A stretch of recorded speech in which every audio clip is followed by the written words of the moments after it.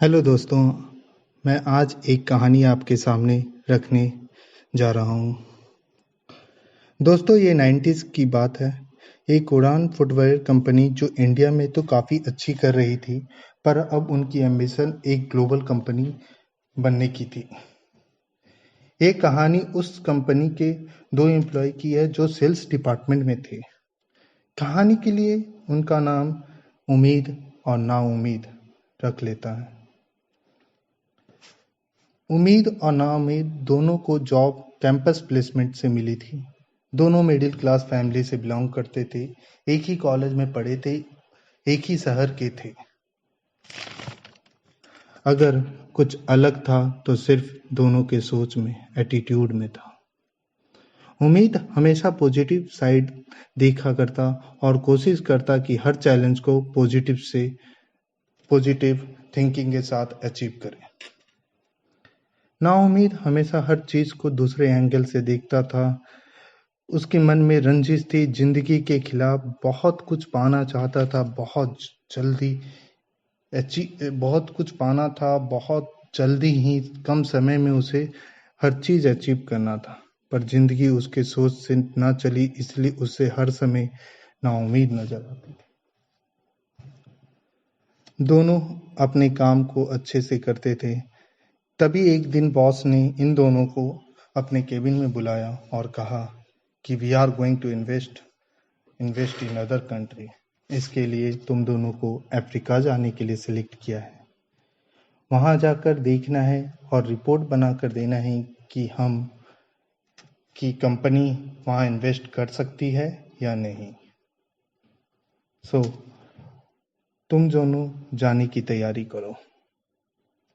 उम्मीद अंदर ही अंदर सोच रहा था, बॉस ने मेरे को सिलेक्ट किया है, इतने एम्प्लॉय और मैनेजर के बीच में कुछ तो मुझ में देखा होगा।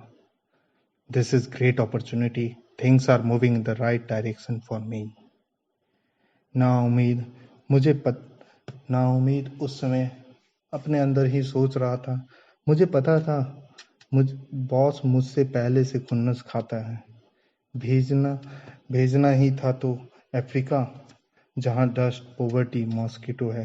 क्या होगा वहां जाकर।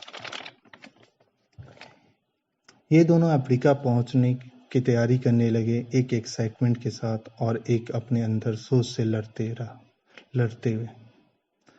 कुछ दिनों के बाद दोनों ने एक रिपोर्ट बना के बॉस को भेजा। तो पहले हम नाउम्मीद की रिपोर्ट को देखते हैं। उसने उसने पॉइंट में लिखा है, this trip is completely waste of time. If we invest here, we will face heavy loss. No one wear shoes in this country. वहीं उम्मीद ने अपने मैसेज रिपोर्ट में, it's a great opportunity, no one wears shoes yet, so we will achieve great success in this location. Manager ने दोनों के reply को अच्छे से एनालिसिस किया और उसके बाद जब वो दोनों लौट के आए तो उम्मीद को उसने एक मैनेजर का पोस्ट दिया और उस प्रोजेक्ट में मैंने उस प्रोजेक्ट का नया काम भी दिया और उसके साथ उसके एक्सटर्नल्स और लाइफस्टाइल में भी चेंज हुआ। जबकि नाउम्मीद वही सेम पोस्ट पर काम करने के लिए फिर से तैयार हुआ और वो उसी में रहा। So one's life stuck there and others' life just transform. So why this difference happen? सोच का अंतर था। कहीं ना कहीं काम को एटीट्यूड और चैलेंजेस को अपॉर्चुनिटी में बदलने का माइंडसेट था। The difference was all about thinking, attitude and mindset. आप अपनी जिंदगी किस तरह जी रहे हैं, उम्मीद की तरह या नाउम्मीद की तरह।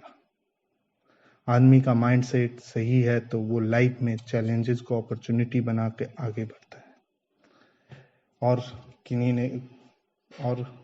कहीं पढ़ा हूं कि if you correct your mind, rest of your life will fall into place.